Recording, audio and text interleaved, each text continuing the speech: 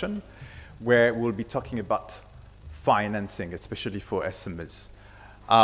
Thank you very much to have lasted the whole day and coming here to brainstorm with our panelists and see what will be the best ways to finance SMEs and African SMEs in the ag space. So we will start by welcoming the different panelists. I'll start with Mrs. Oluyemisi Ilaniole. Welcome to the stage. She is probably some round of applause to her. She's the CEO of Saltri International from Nigeria and the basically largest cassava processing plant. So then I will call also Madam Ruth Zaipuna. A round of applause. She's the CEO of NNB Bank.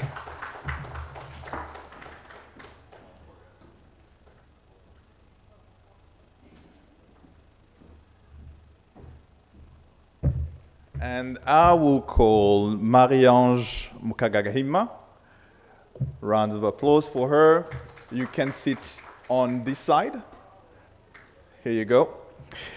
And we will have basically the second startup and SME, which is Mrs. Sila from Zimbabwe. Welcome. A round of applause. Come here. Oh, sorry, next to the CEO of NM Bank. And we have also Mrs. Ogola Lois Kange. Welcome. Round of applause. And we have Abraham Andreas. A round of applause from Ethiopia.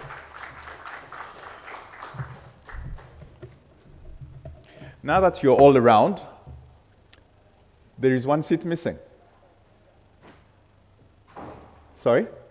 That's okay? All right. So now that you are all around, I think what Ruth was suggesting is probably you guys switch. Marie-Ange, you can come this side, and Abraham, you can go on the other side.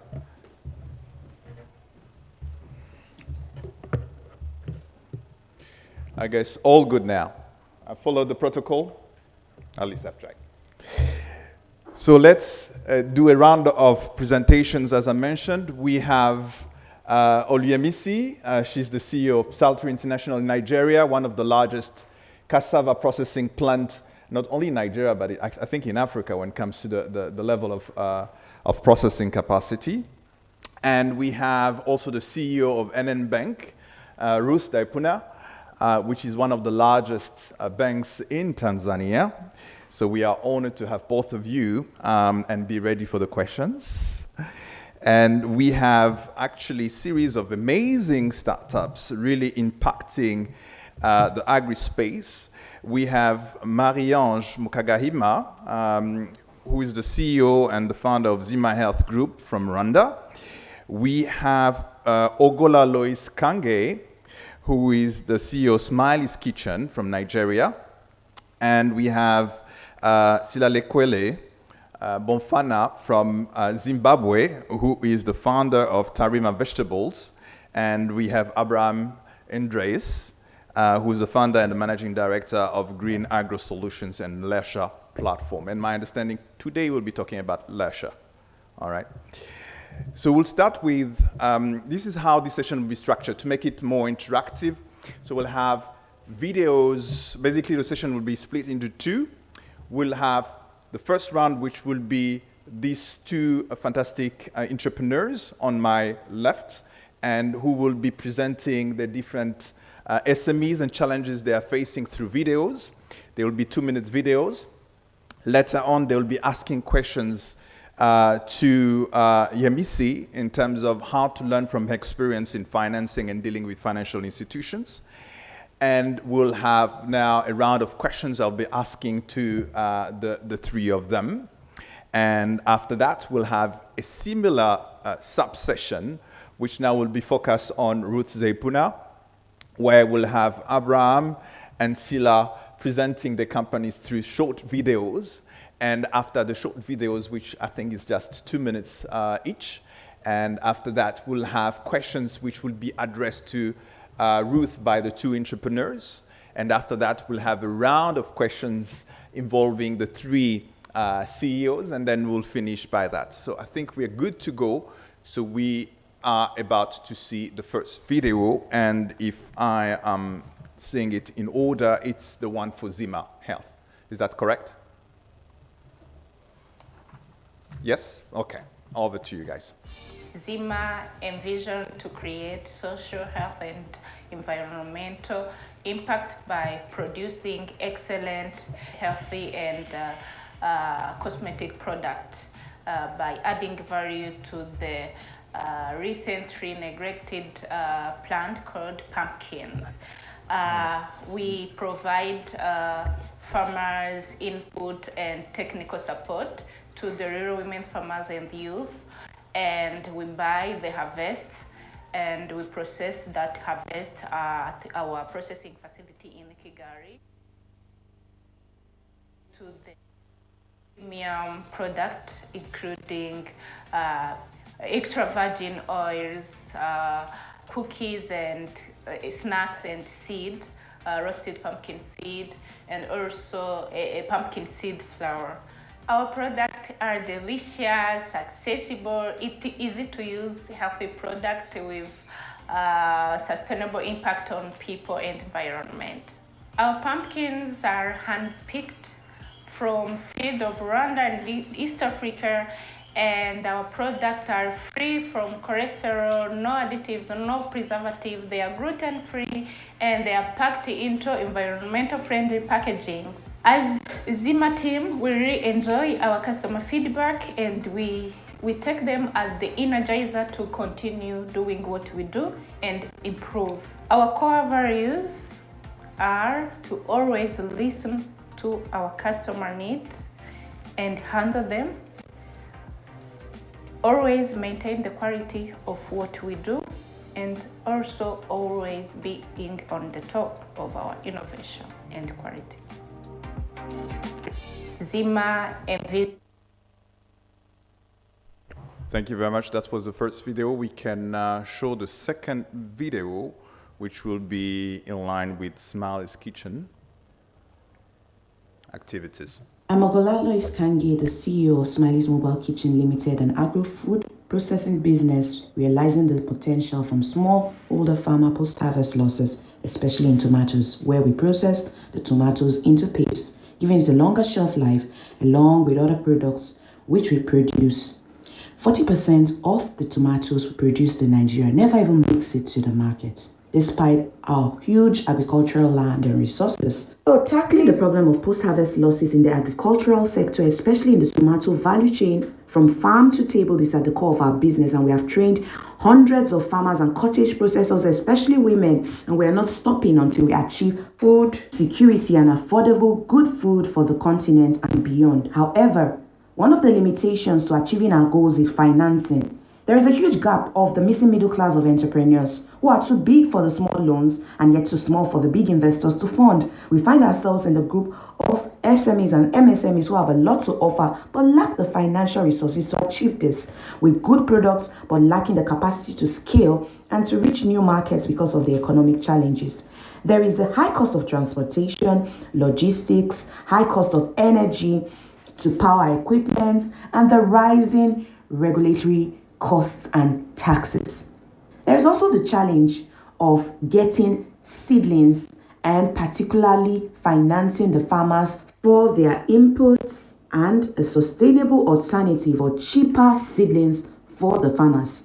We have also explored various innovative uses of our product waste to generate revenue, such as using the seedlings of dates as a tea substitute, amongst others. We are constantly looking at ways of bringing new products while utilizing the current resources, increasing the sustainability of the business. You can find our products in supermarkets and retail stores across the country. Thank you. I'm Ogolalo Iskangi, the CEO of Smiley's Mobile Kitchen Limited, an agro-food processing business. Thank you very much. So that was the presentation of the two companies, Zima Health Group and Smiley's Kitchen. So I'm turning to these two ladies, and I guess as you all know, in Africa, there's a big gap when it comes to SME financing. Just to have one number out of this room, the SME financing gap in Africa is beyond $300 billion. And actually, IFC will go in more in detail, it's $331 billion. Just to get kind of an idea of how that's translating to wealth. So basically, you take Bill Gates' wealth with Jeff Bezos and put together, that's the gap in terms of SME financing. Or is the Kenyan GDP times 3. So it's basically humongous. And that's why we have these fantastic discussions today.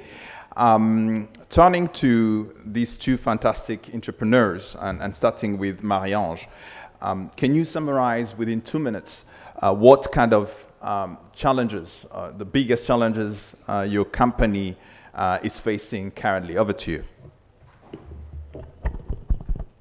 Thank you so much. My name is Marie-Ange Mukagaima. I am founder and CEO of Zima Healthy Group, a healthy food processing company based in Rwanda. My business, like all other small business, we face different challenges, especially when it comes to the African young business. We do not have role models. We do not have people to encourage us. It seems like we in Africa, as young businesses, we are the only role model of ourselves to lead where we don't know where we want to be. To be like Jack Ma, to be like Bill Gates, why we do not have those Bill Gates in Africa to lead us. So the only people around us to help are like government institutions. And we wish to be the one to finance in our businesses. Sometimes they do not even understand what we do or how, because we are not in the same shoes. So we wish policymakers around the world to understand our journey and to bear with us, because being a young entrepreneur in Africa, especially in East Africa, it's a complicated thing, even for our families. The culture matter. If in the family they don't know what business is, even if you can generate $5 as sales, they will request you to buy sell for salt, for cooking, not to invest again in the business. So we need the skills. We need people who piloting us in the being real successful professional business people, not people who just produce for my district only, people who can export. We need to see the business where I can see in my business in 100 years, not survive like 2 years, 3 years, yes, and collapse. No, yeah. We need people who can lead us for 10 years, 100 years, and my grandchildren will be also benefit from what I am doing right now. Thank you very much, Marie-Ange. So if I need to summarize, lack of role models and lack of SMB understanding. Over to you, Ogola. What are the biggest challenges your fantastic company is facing? Smiley's Kitchen, over to you. Thank you so much for having me. My name is Ogola Lois Kange, and I am the CEO of Smiley's Mobile Kitchen Limited. Like has been shown in the video, one of the things that has been limiting my business, unlike SMEs in Nigeria, is, of course, financing.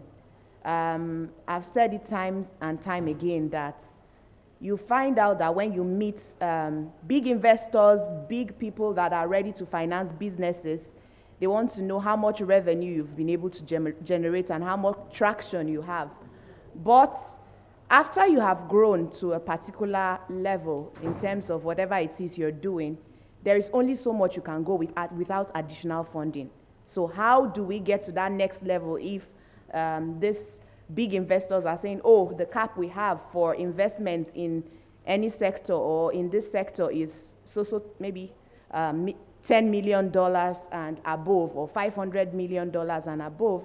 Meanwhile, there are SMEs that are looking for smaller amounts. Of course, there are microfinance banks and there are typical financial institutions that have very high interest rates that, small businesses that are trying to scale cannot afford to take such money to invest in capex. But then they cannot give you that, you can't access that kind of large amounts from these other typical investors, or whether they are venture capitalists or people seeking to give out to take equity in your business, because they feel like the amount you're looking for is really small. So those are some of the challenges, and we need funding for our farmers. So for example, we have farmers, women farmers in the north who we actually give inputs and seedlings to grow, and then we offtake from them. Sometimes you don't even have, the basic minimum to be able to support these farmers. And without them farming at some particular times of the year, for example, tomatoes, which is the main thing we process, is a seasonal crop and it grows within 4 to 5 months of the year. And then you find out that the timeline for some of these institutions to go through all their due process is sometimes 3 months, and you don't have that kind of time. So those are some of the challenges that we face in our own, and I would like to, of course, learn from Madam Yemisi a lot of what she has to say for businesses like ours that are struggling to scale, to move from, just being an SME on an SME to building a much more sustainable business. Thank you. Fantastic. Thank you very much. So we have understood, in summary, Ogola, what you've tried to say is that we don't have small ticket size in terms of financing for SMEs. That's one of the biggest challenges. And if now we go even lower in terms of the pyramid, we don't have the proper financing for smallholder farmers. So, okay, well noted. So now to our mentors, I guess Marie-Ange, now you have actually 2 role models. They are sitting on the stage, Yemisi and Ruth. So I guess we can tick that one, and this is your round of question. Marie-Ange, you can ask the question you have for Yemisi when it comes to the financing major challenges and how to tackle them. Over to you. Thank you so much. When it comes to the financing for SMEs, it is also a bigger problem, and I wish to ask, to access to finance is a major challenge for SMEs and the startup in the agriculture sector and food processing value chain. What is the strategy and the resources can business like mine, for example, leverage to secure funding for growth and sustainability? Thank you. Over to you, Yemisi. First of all, let me congratulate you 2 ladies for a good job. Well done. I was looking at your video. I mean, I've looked at it like 10 times between yesterday and today, and I'm quite amazed and I'm really impressed at what you are doing. Please keep it up, because I can be sure that in the next 2 to 3 years, you guys will be real high flyers. You're doing amazing. And I tried to look at your business. I've dissected it, look at myself, where you are now. I was there many years ago, maybe about 7 years ago, 5 to 7 years ago, and I can immediately give you solutions to what you can do. First of all, for Zima, you deal with pumpkin and sesame. I mean, these are health products, and we know that right now the world is turning towards healthy feeding. So you are in the right direction. You have picked the right product to do business with. So you will definitely get funding. How will you get funding? First, before I even go to funding, in your first statement, you wanted role models, you wanted your business to be there. Be visible. It is visible. You need to be visible. So go on our line, talk about your product. talk about the health benefits of your product. Be there. Let people see you. One person will connect, two person will connect. You'll be surprised that people will, because they are seeing you online, will want to buy. So it's important that you continue to be visible. If you can't do it, get professionals who can put you out there and give you a good facelift. Some 7 years ago, I didn't really bother about visibility. But today, I know the importance of visibility, especially when you are dealing with a product that is slightly not very common, like pumpkin. So you need to do a lot of knowledge transfer for people to be aware. So that you need to take home. So when we are not talking about investment for you, I would say you should look at angel investors. There are so many angel investors who want to put their money in food that has to do with health, specifically. They are there. And being visible will make you to easily find them. So apart from that, if you look at your country, I'm sure there will be those kind of funding for agric. So, but because your farmers are small, they can't access this money by themselves. And that goes to you to some questions I will answer, and then the two of you will pick.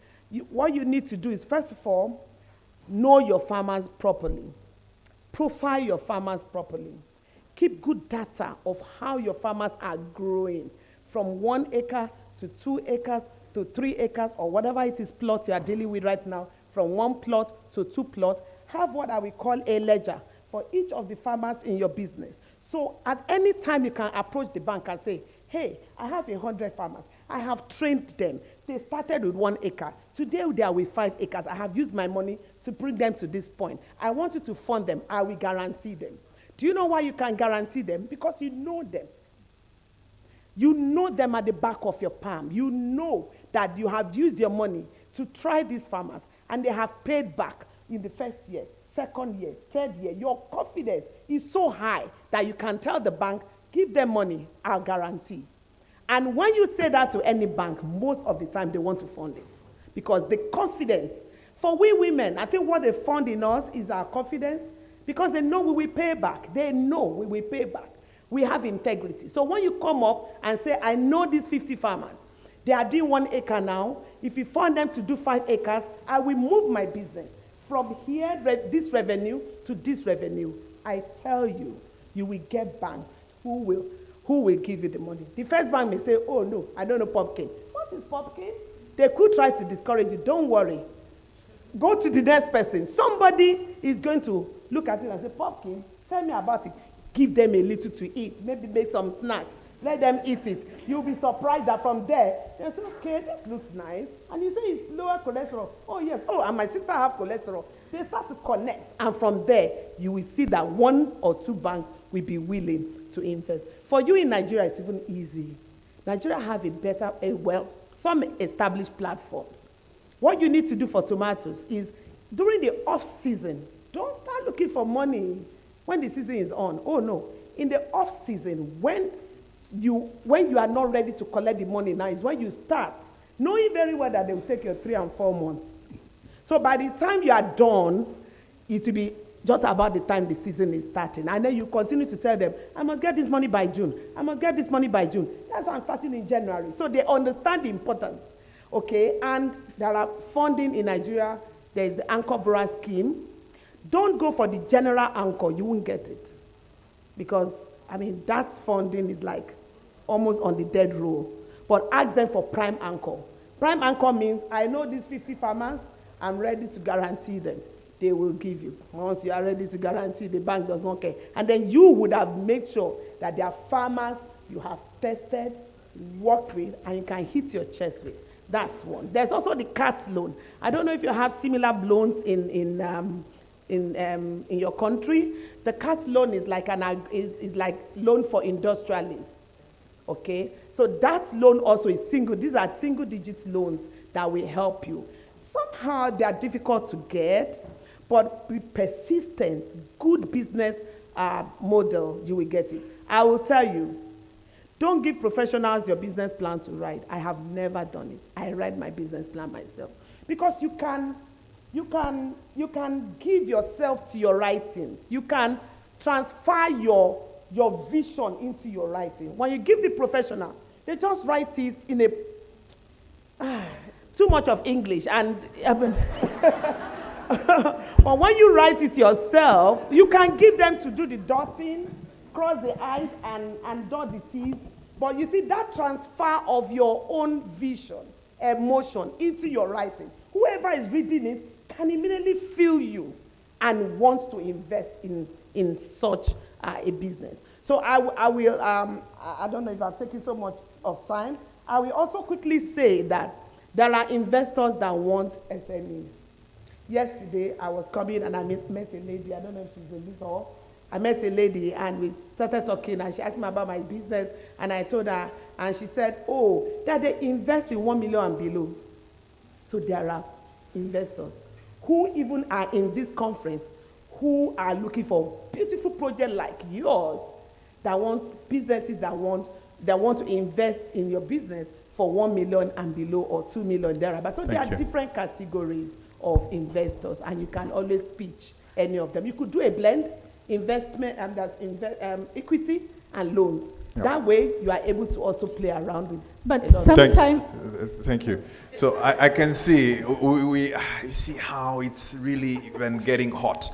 By the way, Bruce is my business partner. Next time we are in the advisory business as JBQ Africa, we will basically be talking to them in Yoruba, Igbo, no English. No English, please. We can move now to the, if you allow me, let's allow Ogola to ask her question, and if we have still time, I like this. Over to you, Ogola. Okay, so my question for MEC is about building sustainable business models that are going to be critical and crucial for long-term success. So what advice can you give like a woman SME like myself that is trying to develop sustainable and financial models that can balance both growth, profitability, and impact? So we want to make impact, we still want to grow, and we still want to be profitable. So what advice can you give us that will develop those kind of financial models in the agricultural sector? That's my question. Should I just take, okay. I'm sure maybe part of it will also be for you. First of all, you are not too small to have a board. Go and subject yourself to a board. Look for like-minded people that understand, that have similar values with you, that can tell you, sit down, and you know you will sit down.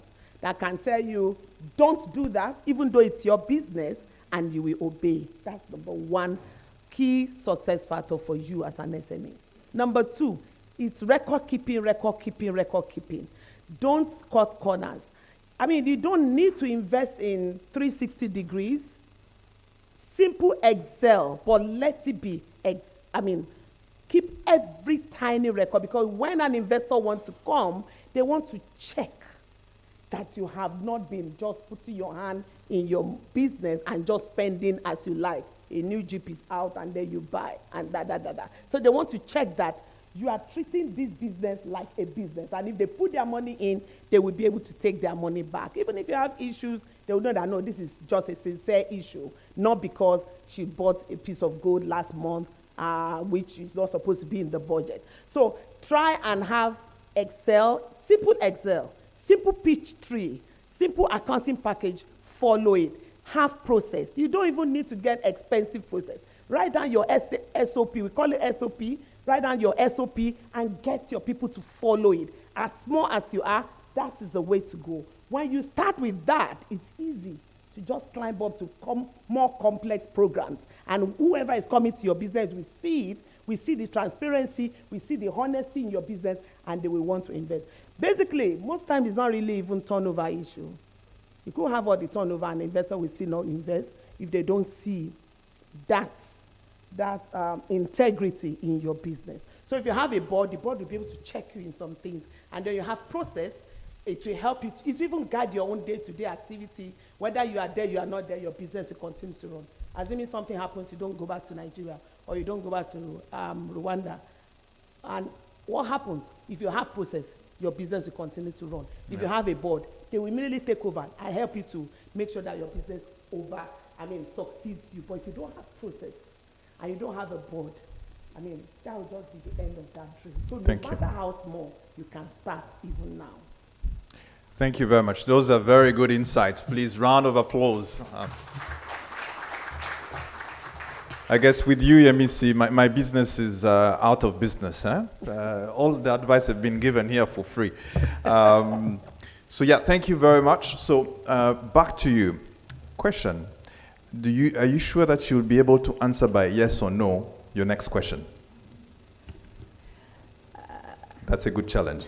No. Okay, no worries. We'll come back to that. I will actually pin her on the side after the session to make sure she answers your question. Thank you. Allow me to get into the round of questions. And to you, Yemisi. But Ruth, you can help out here if you have some insights. So from my experience, basically JBQ Africa, the company Akoran, it's an agribusiness advisor and project implementation firm. We are having the pleasure to work with you on a specific project, which I will not mention here. From my experience dealing with financial institutions, because we also advise specific financial institutions on how to finance and invest in the agri-ecosystem on the continent. Our experience is that banks are very comfortable lending to governments, right? No headache, big loans, humongous loans, guaranteed returns unless the country fails. We have few examples. I will not put them on the line here. So what would be the incentive to finance agri-SMEs? They're more complicated as they have small structures. They're not properly structured themselves. And it's even more complex because we're dealing with ag. With I don't know how many fundamentals, probably between 7 and 8, you have to take care of the policy impacting your food. You need to take care of anything related to import-export bans. You need to take care of anything related to the weather. You need to take care of anything related to the rain. You need to take care of anything related to the route to market, infrastructure, and so on and so forth. So with all of that, I'm not even sure that bankers do understand, as you said, any business, whether it's sesame or whatsoever. So that's basically what we have been noticing. My question will be, if we have financial institutions, debt funds, which are completely focused on ag financing and they have nothing else to do outside of that, do you think that could be a solution? Over to you. I believe that the way to go really, or one of the ways to go, is to invest, is for these big pockets, let me call them, to invest in private businesses. And the incentive is that if the impact is great, if it's huge, the number of lives that are blessed, if an SME can provide, or a business can provide the backward integration of impact, number of people blessed, number of children being able to go to school, number of development that have come to the community in terms of power, in terms of rural and water, in terms of reduction of rural-urban migration. I think these are incentives that should encourage transfer of funds, or let me say investments in private company, whether SME, large company, or whichever one, once it is private. So I believe it is the way to go, because here you are dealing with different companies at different micro level. And if each of them are really making great impact, then you might be surprised that such an investment will give more impact than if given to the government. I'm not saying giving government money is not good, it is good, but I am saying maybe it's time to start looking at providing these monies for SMEs, MSMEs, private companies that are creating great impact. I will use her business as an example. How many farmers do you deal with? Over 900 farmers. 900 farmers, each farmer have wife and maybe minimum of 5 children. And I'm saying minimum because back home in Nigeria, most of the farmers have 2-3 wives. And each of them have dependents. So if you have one farmer, you have about 30 people living with that particular farmer. Multiply by 900. And then all the indirect families along the value chain that are also blessed. That's a very small company. Multiply by thousands that can benefit from just one chunk that you give to a state or a country. And how many thousands of SMEs can benefit from that, and you can actually track back lives that are actually being changed from this. Thank you very much. So impact should be the driver. Impact should be the driver. Over to you, Ruth. Your 2 thoughts within a minute or 2 maximum. Over to you. Well, I think it all really depends on the risk appetite. Of course, for financial institutions, the risk appetite on SMEs is, somehow low, but there are mechanisms that can actually make, they can actually increase the risk appetite. And I think one of them, I believe the best thing or the best innovation that we can do in SMEs, particularly in agriculture, is to come up with a digital marketplace, agri-marketplace. The digital marketplace is where, all stakeholders in the agri value chain meet digitally. But in there you find everything, all the information that is needed, whether it's the prices, whether it's the demand, the off-takers, everyone. And actually, the farmers or the SMEs can actually input in all the information about the sales that they make, et cetera, and which means the banks can actually use the same information in terms of risk scoring of the particular. And it all reduces the risk, because at the end of the day, you have a farmer, but you have an off-taker, the sales that are made, so that transparency in terms of reporting. But so I think an innovation on a marketplace, agri-marketplace, would actually make a significant difference here. Thank you very much. So to summarize it, first in terms of the different advice, actually there are many. Amazing. So first of all, when it comes to the issue related to how can we make sure that access to finance is better, different ideas. First of all is about visibility, right? Be visible, be out there. Make sure you market yourself, that people get to know you, what you do. Sometimes come with some sesame and give them so that they can test your product, so that you can test their money later on. So that's the first thing. And the second thing, I guess, is to understand the investment landscape, right, and the financing landscape. We have banks, we have debt funds, we have private equity firms, we have angel investors, and so on and so forth, impact investors, and really understand the ecosystem of those potential financiers and investors to really understand what do you have to offer and what is the right dollar to my pockets, right? The right dollar to your project. So that's a very interesting thing. And there's a very interesting point here. Financiers are fairly structured, so they like to see data, right? The record keeping, Yemisi was talking about. Make sure that you have tracked everything you do in your business in a very simple way, as she said. In an Excel spreadsheet, tracking on a monthly basis what is in, what is out, and so on and so forth, because that's how you create trust. And once you have trust, you can have money. The other thing which was mentioned is when you have the record keeping, go there with confidence, right? How confident are you? I say, I can guarantee my own farmers. What are you going to say? Mrs. or Mr. Bank, right?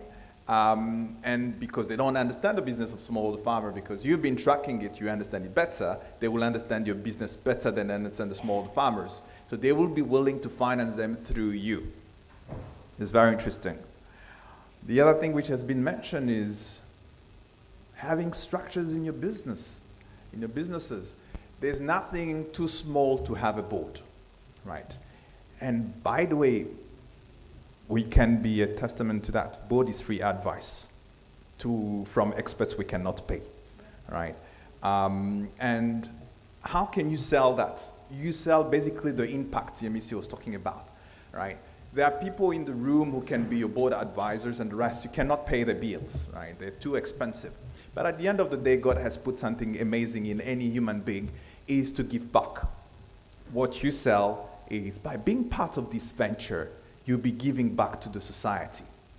And each and every time you go to sleep, you'll feel amazing because there's something you're doing in Nigeria, in Rwanda, in Ethiopia, in Zimbabwe, right? So that's what you can sell to them, right? Sell the impact and you'll get the advice. Then there's a very interesting topic in terms of banks and SME financing and why they're shying away. Yes, one of the elements is that they don't have enough data to make decisions or informed decisions in terms of the risk appetite. And that needs to be built. We mentioned that. And digitalization now can help, right, to track all those elements and provide more insight to bankers to feel more comfortable and feel that the risk appetite is there and the risk profile is not as high as they thought. And I like the idea of impact, because what I was suggesting is probably a short-term decision, right? Let's have that fund, making sure that there's a full focus on ag. But where are we going as nations, as regions, as a continent, if we are not thinking about tomorrow, if we are not supporting our population? What will happen? Uprise. If there's no food on the table, if there's no money in the pockets, what people are left with is revolt, is revolution. Do we really want to see that? Probably not. Then all of us have a role, especially the key stakeholders, in making sure that the economy is growing. And that's where we need financial institutions to be paying more attention to that. So fantastic. Now we get into part 2. And part 2 is all about 2 other SMEs. We'll see the video of Tarima Vegetables first, and the next one after. Over to you guys. Sihlahla Trees and Sila Vegetables are based in Zimbabwe. Sila Vegetables produces grey oyster mushrooms. Sihlahla Trees produces tree seedlings. Both companies' visions align with UN SDGs 1, 2, 11, 12, and 13. Our customers or growers are mainly women and youth with a passion for agriculture. We use post-harvest agricultural waste as raw materials in both entities. We sell ready-to-fruit mushroom grow bags to our growers. Training is a prerequisite for purchase. The training includes mushroom production management, financial management, and environmental management. Growers use post-harvest mushroom grow bags mixed with soil as planting media for tree seedlings. Our main challenge is financing and applies to our entities and growers as follows. 1. Business has grown organically and is self-financed. This inhibits the rate of scaling up. 2. Infrastructure and working capital financing or loans are inaccessible due to prohibitive banking requirements. Access or knowledge of other financing options such as grants or angel investors is limited or not available. 3. Rudimentary infrastructure is used because of the prohibitive costs of grow houses. 4. Continuous improvement, research, value addition, and innovation are limited due to lack of financing. 5. Unskilled labor is employed and training is sidelined because skilled labor is costly.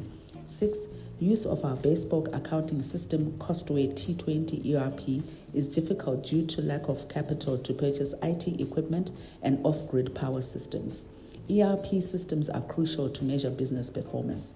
Despite these challenges, we are confident that if we collaborate with other growers in Africa and utilize guidance from agreements such as SADC, COMESA, and AFCFTA, we can overcome these hurdles. Our vision is for edible fungus production to mushroom exponentially and for millions of trees to be planted in African cities, creating urban forests.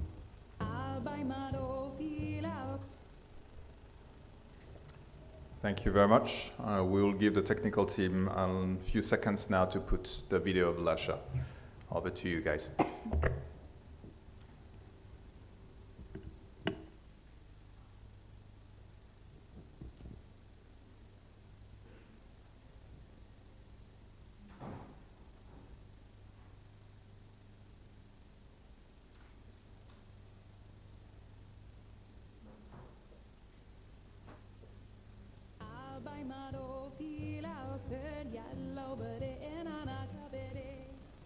In the heart of agriculture, where livelihoods bloom, One digital platform is transforming the landscape for smallholder farmers in Ethiopia.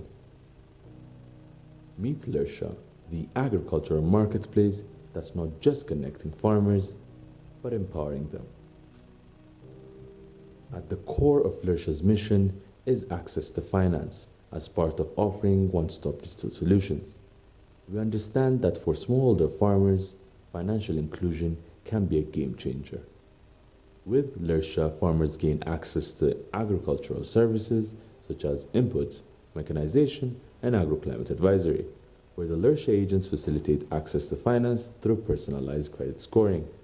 We use transactional and digital data to create unique credit profiles for each farmers and connect them to financial institutions. This revolutionary system allows us to offer input loans tailored to specific needs and capacities of individual farmers, gearing towards productivity and improved income. And that's not all. We go a step further by bundling financial services with insurance offerings. This provides farmers with added security, especially in the face of unpredictable factors like weather events. Lersha isn't about transactions, it's about transformation. We're empowering smallholder farmers to invest confidently, protect their agricultural endeavors, and build brighter futures by providing dynamic agroclimate advisory and fertilizer recommendations. And our commitment does not stop there. Lersha has a dedicated call center with friendly agents across different localities ready to assist farmers every step of the way. But we're not doing this alone. We're proud to work with a dedicated team, supportive partners, and most importantly, the farmers themselves. Together, we're sowing the seeds of financial inclusion one transaction at a time. Join us on this journey. Visit our website to learn more about how Lersha is unlocking access to finance and transforming agriculture for smallholder farmers. Fantastic. A round of applause for those two entrepreneurs. So that's amazing, actually simplifying my work here. Sila, basically you just need financing from Ruth to make sure that you have the right record keeping through ERP systems, the ones actually MEC was suggesting. That's amazing. The solution is already there. And you, Ruth, by the way, you were looking for data. Lersha is there for you. So that's fantastic. So I will start with Sila to summarize in 1 minute or two what are the biggest challenges her business is going through. Over to you. Thank you. Our business is going through a lot of financial challenges, and I stated them in the video. So we do deal with a lot of rural and urban women and youth, and what we found is that there's an expectation for farmers to be financiers, they need to be accountants, HR specialists, packaging and everything. They need to be everything, and they can't be. They need to focus on one thing. And so that's why we then realized we need to come up with a cost way where we actually give them a package which they can use to work on their finances. So it's almost like a chicken and egg situation where the financial institutions like Roots ones, they're saying you need to do record keeping. So our customers or growers, they don't have training in that. They're not special, they're not, they're good mushroom growers, they're good at planting trees, it's simple for them. But they need training, and they need consistent training. Unfortunately, from south of Africa, where I'm coming from, the banks will not give you funding for training. You get that from international funders. If you go to the bank and you say, this is what I want to do, I want to train people like we want to do. We want to train them to grow mushrooms, to look after the environment, and to look after their finances. The banks won't give you money for that. So we are in a catch-22 situation.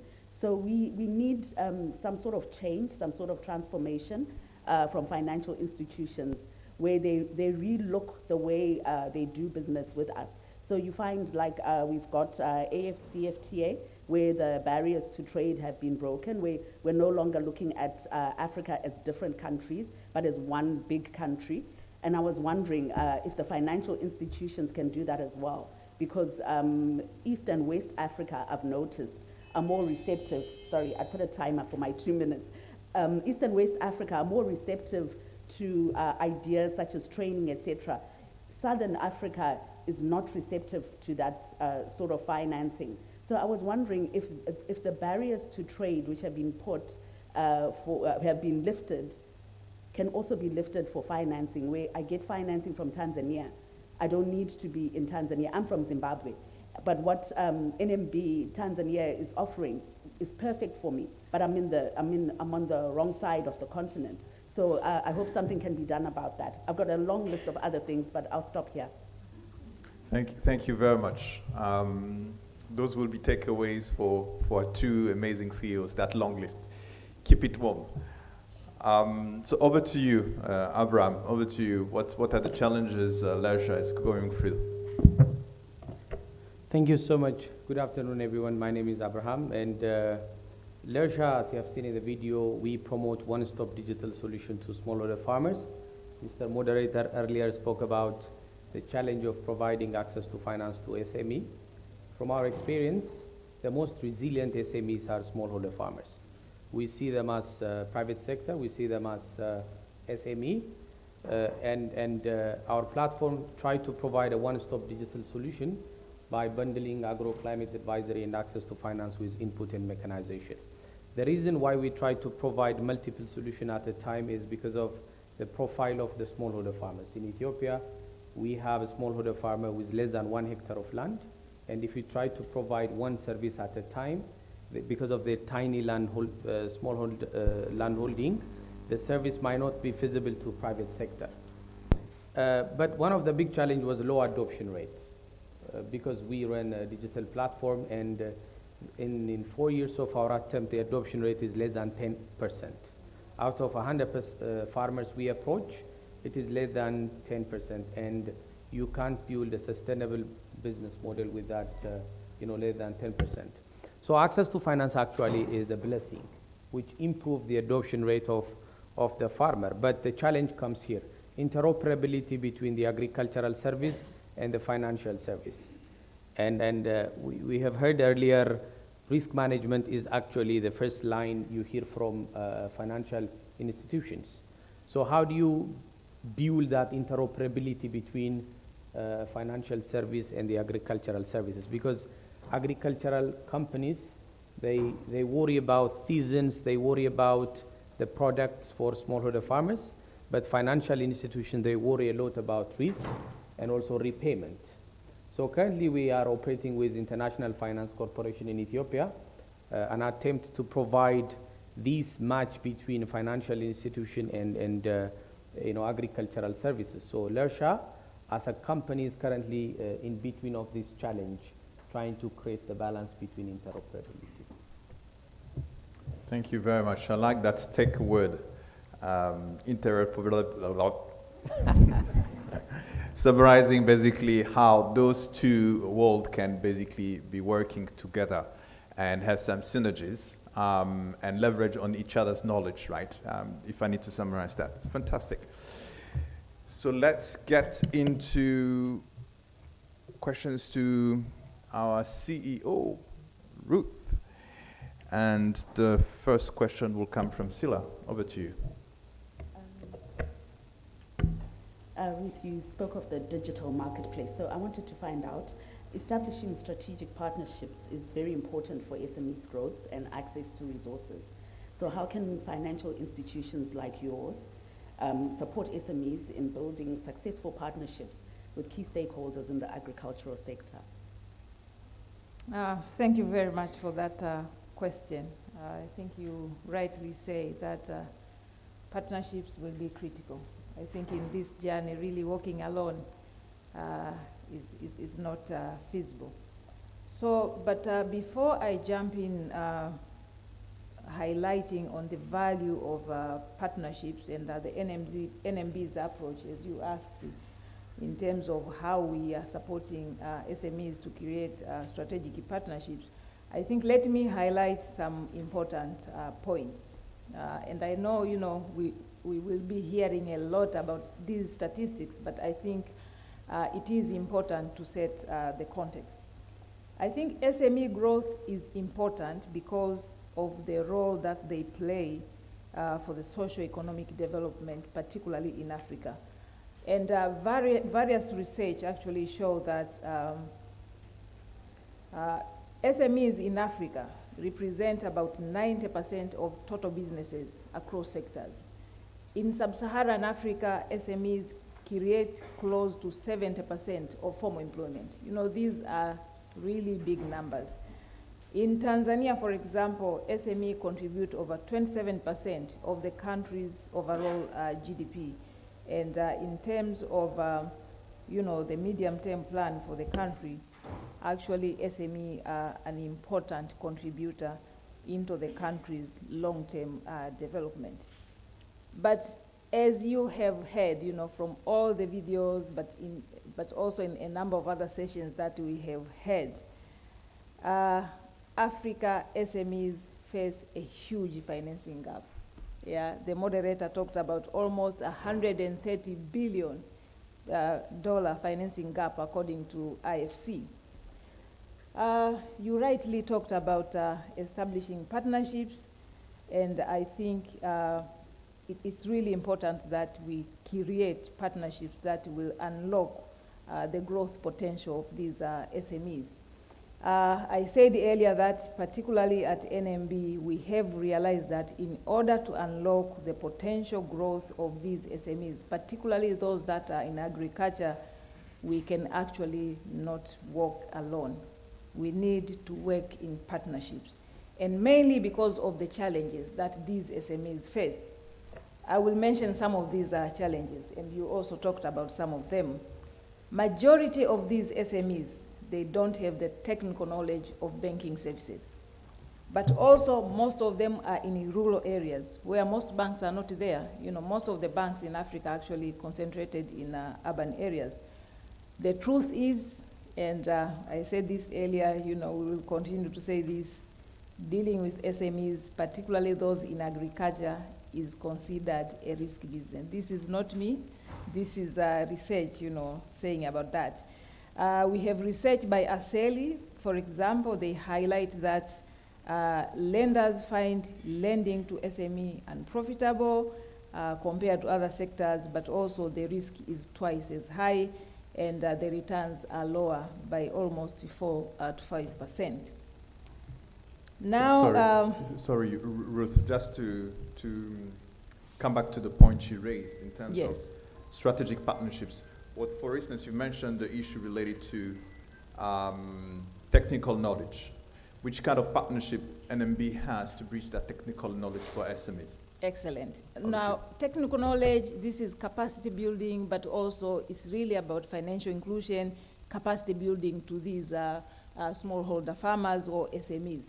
So NMB Bank, for example, over the years we have collaborated with Rabobank.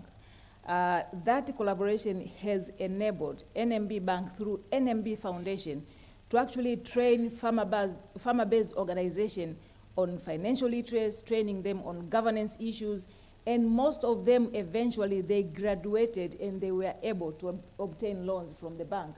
So over the 10 years of our partnership with Rabo Foundation, we have actually trained close to 200,000 smallholder farmers, and most of them graduated and started, you know, borrowing from the bank.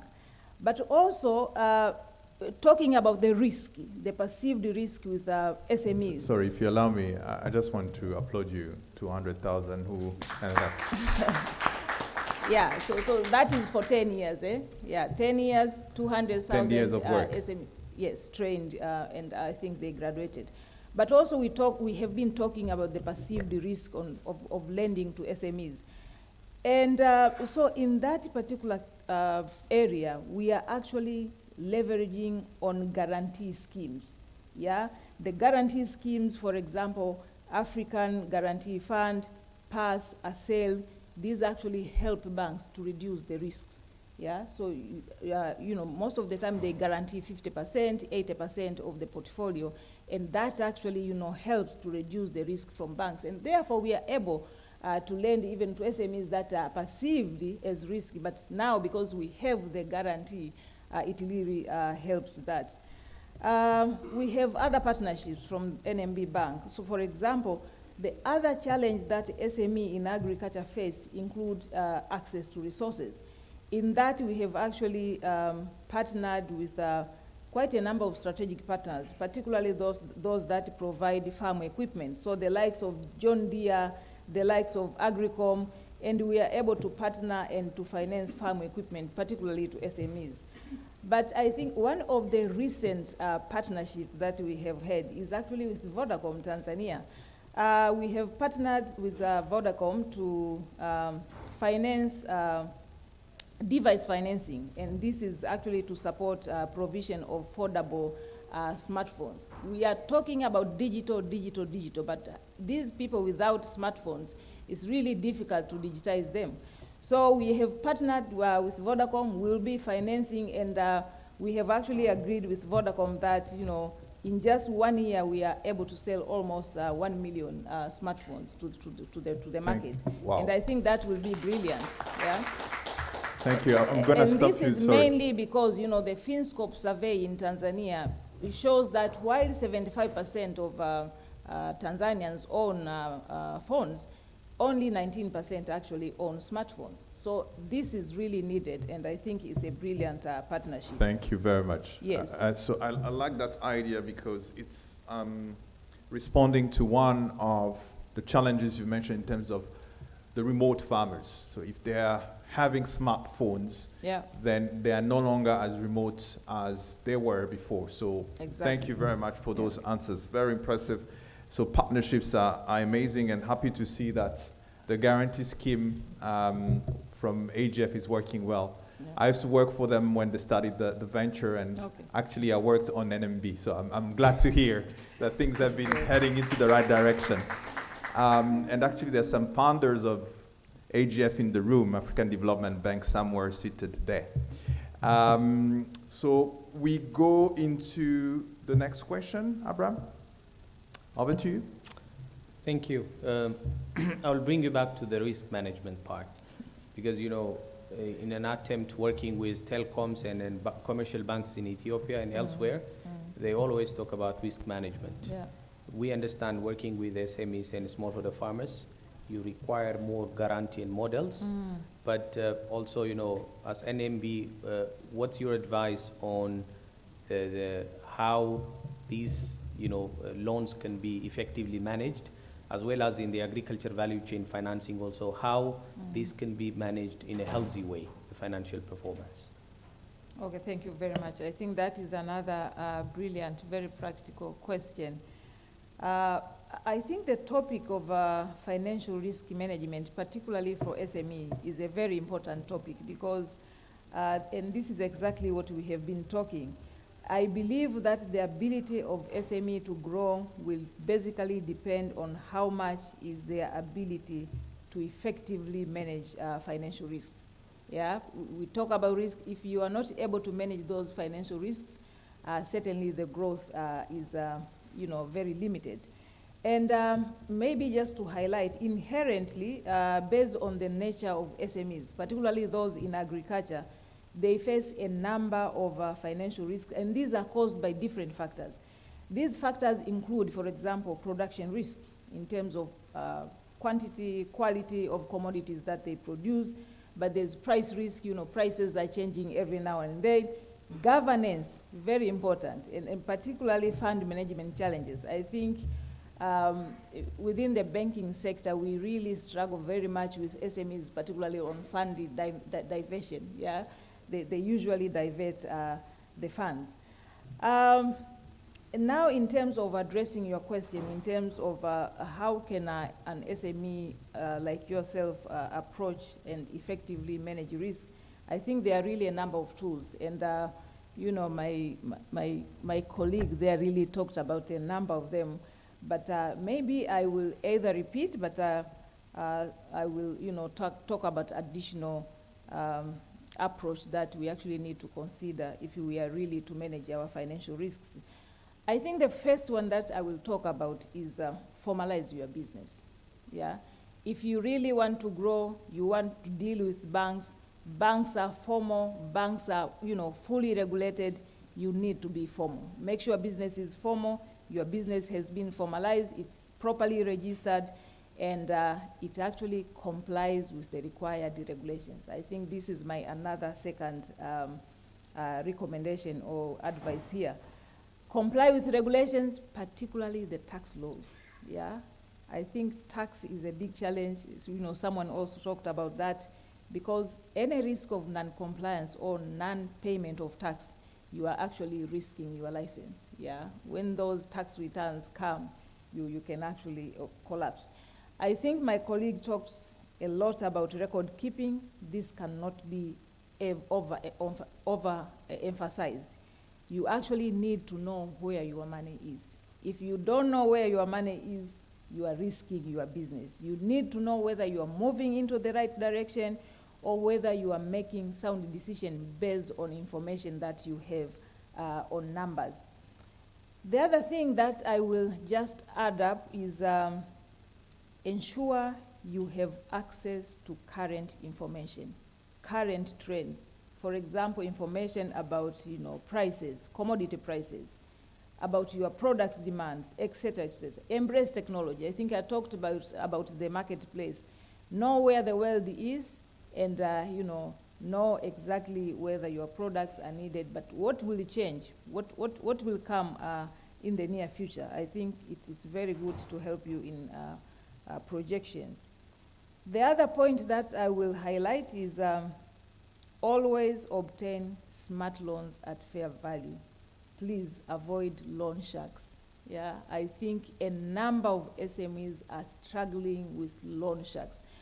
Those people will charge interest rates that are unpractical, and you will never be able, to repay the loans. You will default, and you will get into trouble. So always borrow from banks or use formal financial institutions to obtain your funding needs.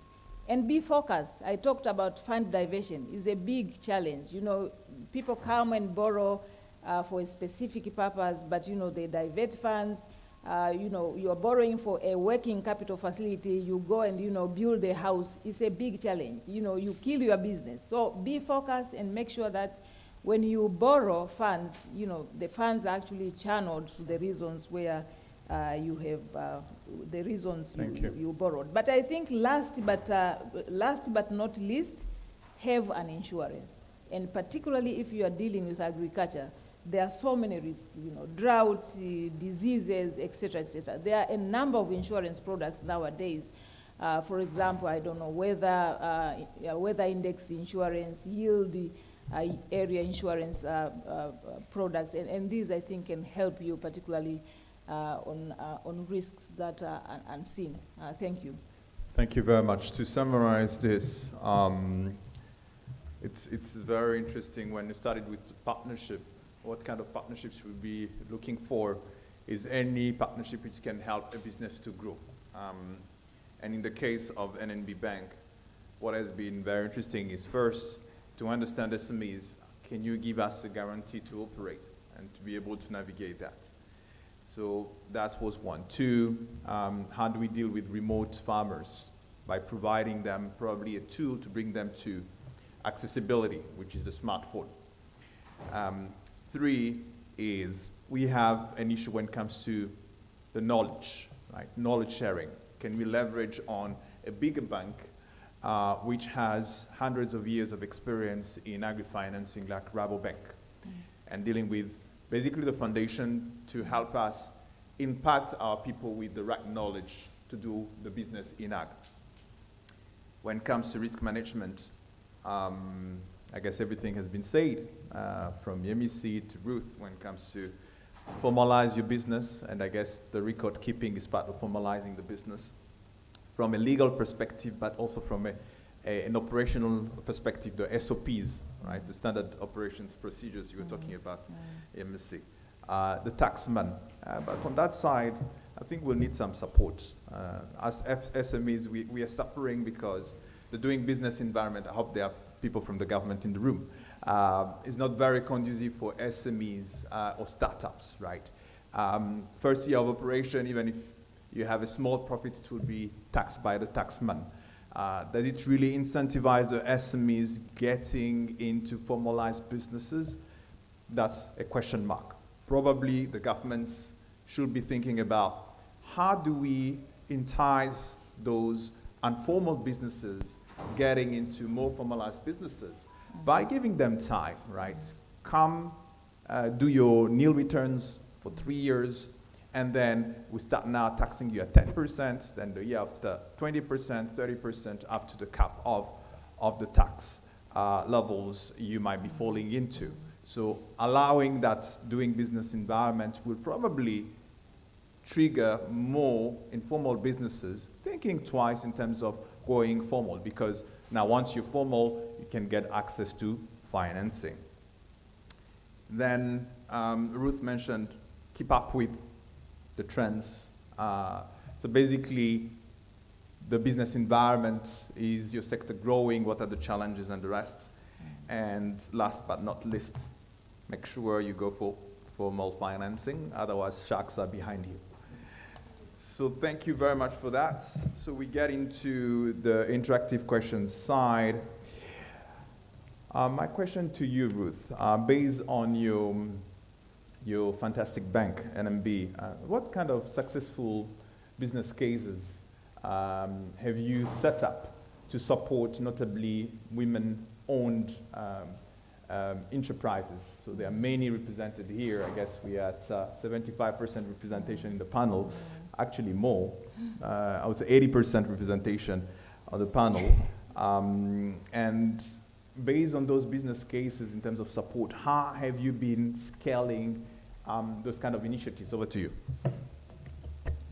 Thank you very much. I think what I can say at NMB, we have a very strong commitment towards empowerment of women. And we started this, long ago. We do understand that the empowerment of women is critical towards achieving a sustainable and inclusive socio-economic growth in societies. But before I talk about our very successful gender bond, which I will talk just shortly, I think even before we came with the idea of coming up with a gender bond, NMB was already, supporting women through a number of initiatives. We have an initiative that we started since 2018. We call it Jasiri Initiative. This was specifically for women, and Jasiri means, brave or strong.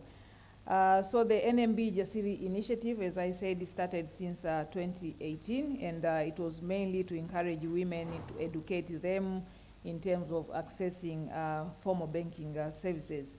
And it combines the special capacity building program, but also tailor-made financing solutions specifically for women. Now, if I can talk about the Jasiri bond, which I think it has been very successful, and a number of platforms have talked about Jasiri bond. Jasiri bond was actually a use of proceed gender bond, and it was looking to close the financing gap that is existing. We all know that the financing gap, particularly in Africa, is, I think, to women is close to 46 billion. So the particular bond was looking to close that or to reduce the gap by providing access to finance to women-led businesses or businesses that are owned by women. This bond was looking for 25 billion Tanzania shilling, but we actually raised the 74 billion Tanzania shilling, and this was equivalent to $32 million. In short, the bond was highly oversubscribed, and I think this is when you talk about the impact financing. I think people are now looking not only for profits or gains from the investments, but they are now looking at the impact that the investments are bringing. So we came up with a gender bond that was specifically empowering women, and the people actually, really wanted to invest on that to impact it, not only to gain profits, but also to impact it. So this bond is actually a landmark issuance in sub-Saharan Africa. It was the first bond to be issued and listed in the stock market. So it actually made NMB the pioneer of sustainable instruments aimed at economic empowerment of women in the region. I think the other thing that I can say is that the bond was also mentioned by the Global SME Forum as the platinum winner of the Sustainable Bond of the Year category in the 2022 Global SME Forum in Cambodia. This bond has actually also been cross-listed in the Luxembourg Stock Exchange. I think the first bond from Africa to be cross-listed in Europe. And as we speak, 100% of the proceeds have actually been allocated already to more than 1,000 women-led enterprises in Tanzania, whereby more than 3,000 new loans were issued to both SMEs but also MSMEs. So in short, I think this is the proposition that we have. So first, that intentional investment that we have to women, but also now the special bond that we issued specifically to support women-led businesses or women-owned businesses. And it was a huge success. Thank you very much. Amazing. My final question today, I guess we talked about it through different ways in terms of what kind of additional players in investment and financing do we need. All the risk appetite cannot be taken by our commercial banks because they are not structured to take all of that, right, when it comes to new ventures and the rest. So my questions to you and also to EMSC, this is the idea. As I said, commercial banks are not supposed to take venture capital because it's too risky, right? The banks, in terms of interest rate, they are capped. That's why they cannot get into ventures or financing a startup where probably 1 out of 20 do collapse. So usually angel investors will be looking for returns which are probably 300 times, 500 times what they put money into the business because of high level of risk. Those are the risks the commercial bank cannot take. But we all know that there's a lack. I think it's Sila who mentioned it in the video. There's a lack of capital ventures, right? Angel investors on the continent, that for sure. So based on that, vis-a-vis the rest of the world, do we think that we should put some structures in place where everybody's putting money on the table, from governments thinking around how can we catalyze venture capital investment and using taxpayers' money to catalyze the growth of their economies, to add to our pension funds on the continent, sleeping on hundreds of billions of dollars. And that money usually goes into infrastructure and real estate. That's it, right? Should we put a small allocations of those hundreds of billions of dollars in how can we stimulate the ecosystem of startups into our continent?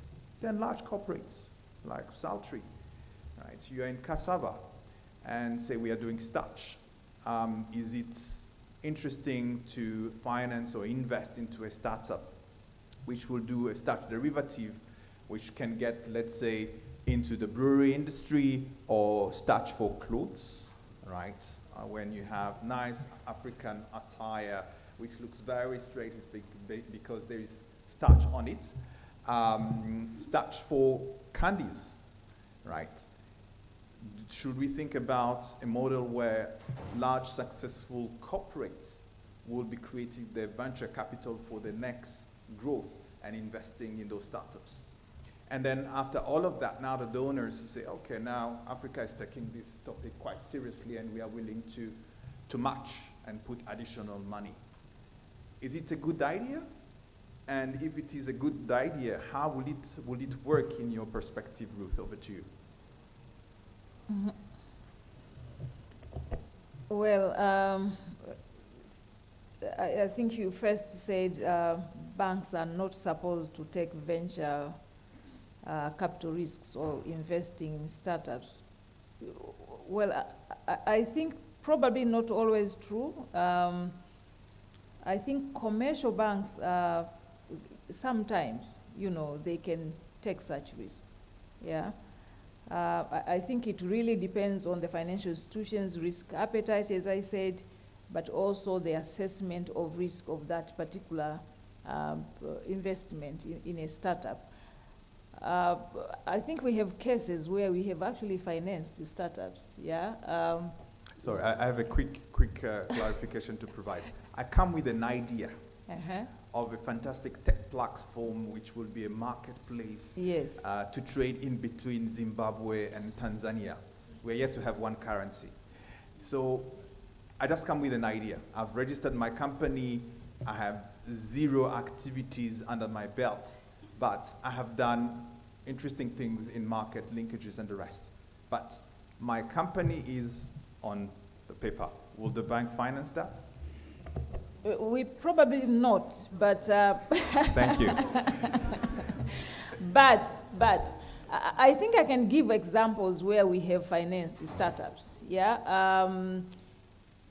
While in this particular forum, in the course of this week, you will hear a lot about the Building a Better Tomorrow initiative by the government of Tanzania.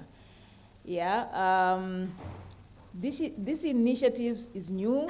Yeah, the government is trying to bring youth into agriculture. Yeah, of course they are providing, land. They are investing in terms of infrastructure, and providing, for example, extension services and all that. And this is purely startups. And here we go, but because we know that, the government will be providing infrastructure, so the farms will be mechanized, but extension services will be provided, but we also have an off-taker. So the National Food Reserve will actually buy the respective crops. This transaction is closed end-to-end. It's a startup, but as we speak, NMB Bank has actually already set aside 20 billion Tanzania shilling to support that initiative. So I think it really depends on how the particular idea is structured in terms of is it real and does it make sense? Yeah. You talked about angel capital and venture capitalists and the fact that probably these are very limited in Africa. Yes, but also I can say that Africa, I think, continues to be open to attract investors, and they can actually come from all over and invest. We are liberalized, and investors can come from all over the world to come and still invest in Africa. Does it make sense to use African government funds, pension funds, and donor funds to create local venture capital funds?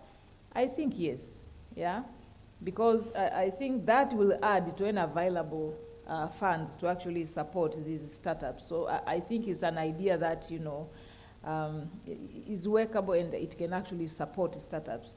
And I think some governments already are forming the so-called sovereign wealth funds.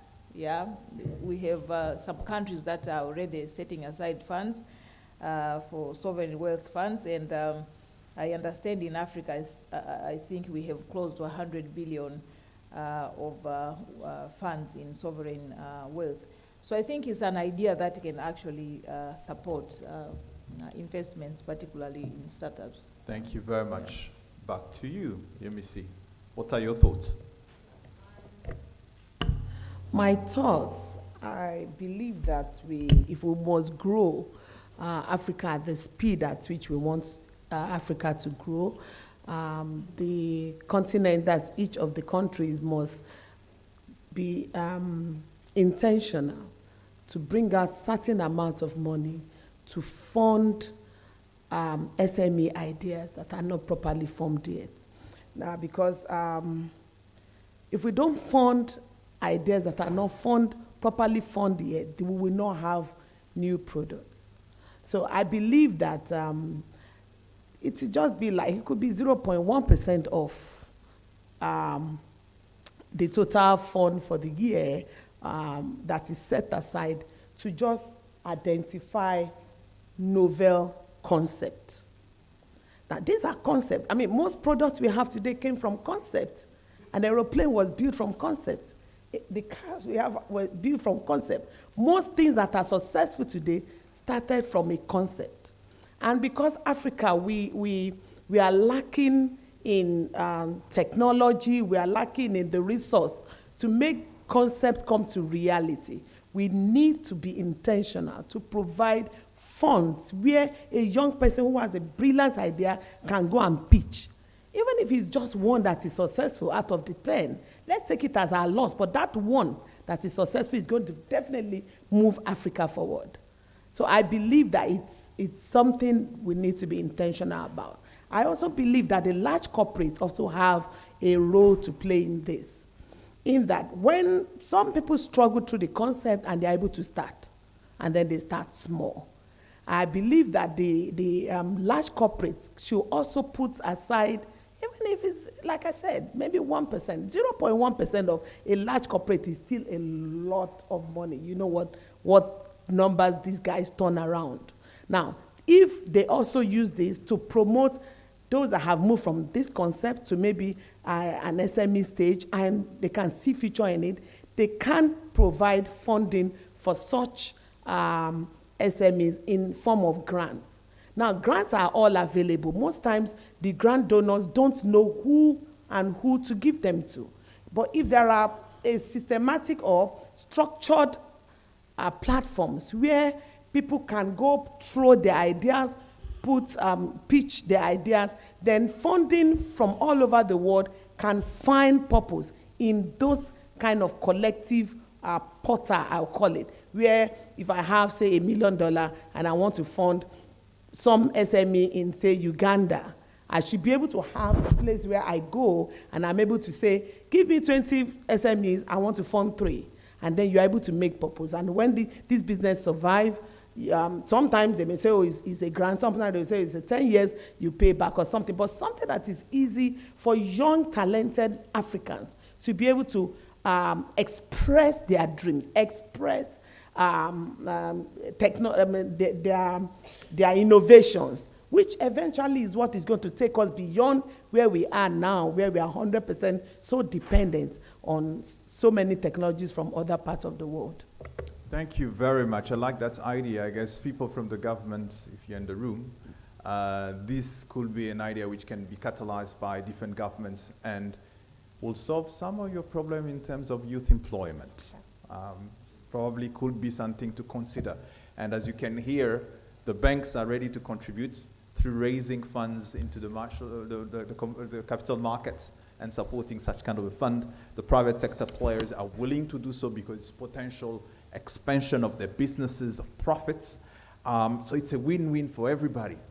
Governments are getting the jobs they're looking for, and the private sector players are getting the expansion of their businesses and hopefully improvement of their returns. This session comes to an end. Thank you very much for the amazing panelists into this SME financing session. Thank you very much.